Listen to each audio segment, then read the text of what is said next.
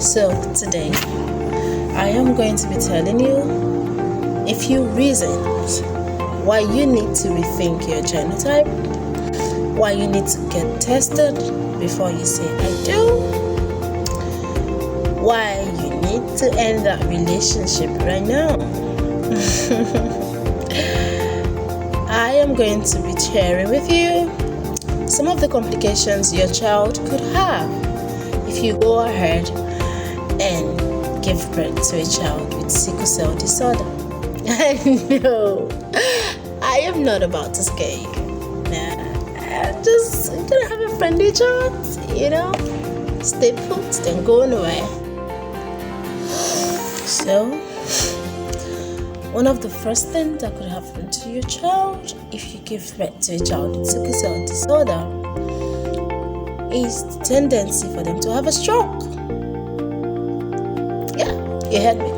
So your child could have a stroke. Now, when sickle cells clog certain nerves in the brain, they could cause a numbness in the shoulder that moves towards the chest region and eventually cause a stroke. Yeah, right. You don't want to be that mom who does that to you. No, for real. You don't want to be that father who does that. I thought so too. Well, that's just one. Okay. Another thing that could happen to your child is the potential to go blind. Sickle cell increases the chance of your child getting blind by like 50%. So you give birth to your child and they already have potential chances to be blind. Amazing mom, right? Amazing daddy. What a gift. Usually, when cells pass through the nerves in the body, they have a smooth transition because they're circular, so they can easily pass all the nerves and veins and arteries wherever they need to pass. But for people living with sickle cell, theirs are not circular, okay? They are sickle shaped. They are sickle shaped like the letter C. So when they get into the retina over time and clog it, it causes it to lose its elasticity and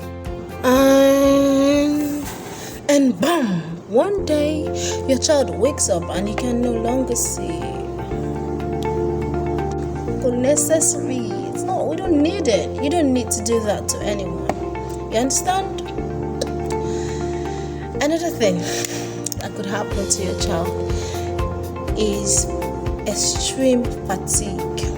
You just give birth to this child and they are always tired. And you're going to be just as frustrated as they are. You're going to be frustrated. Why is this child always tired? Everyone can do this, he can't do that. It's not his fault. Hold your horses. It's not her fault either. Okay, what happens is human beings normally should have red blood cells that can last for like 100 to 120 days. But for people living with sickle cell, it's not like that.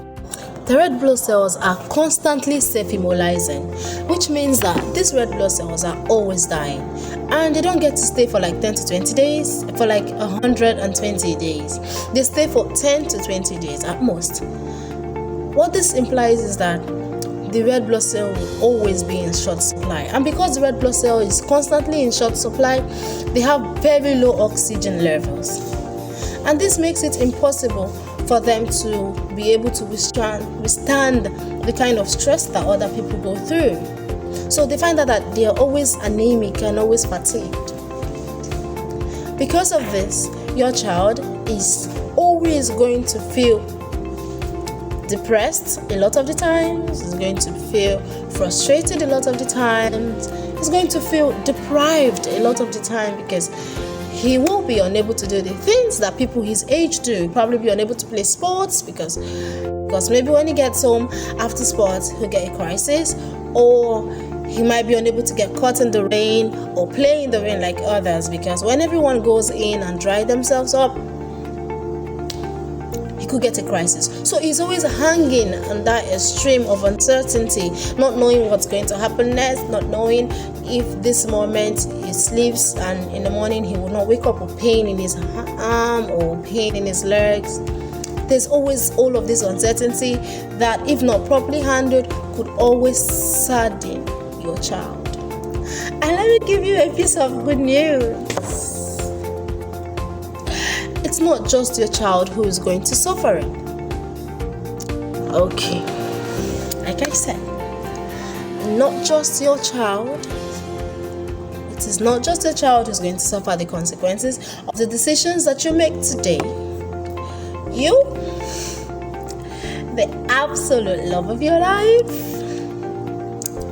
everyone who cares about you and that child is going to always suffer it, because there will be unpredictable complications, there will be emergency hospital runs, it's going to deplete your finances, it's going to mess with your mental health, it's going to mess with your love bank, and if not properly handled, it causes strain in your marriage. So you should be rethinking your decisions right now. They may look like really hard things to do, but they really... So really, honestly, what we're begging you to do, what I am begging you to do, is to get tested. Alright, let me be serious, okay? Now, you may have been in a relationship where you feel that you've invested a lot of time, a lot of emotions, finances, and you do not, or you're scared of getting tested for fear of finding out that you are incompatible. Please, do it. That's my advice for you. Know it now, because when it starts, no one will take your ignorance as an excuse.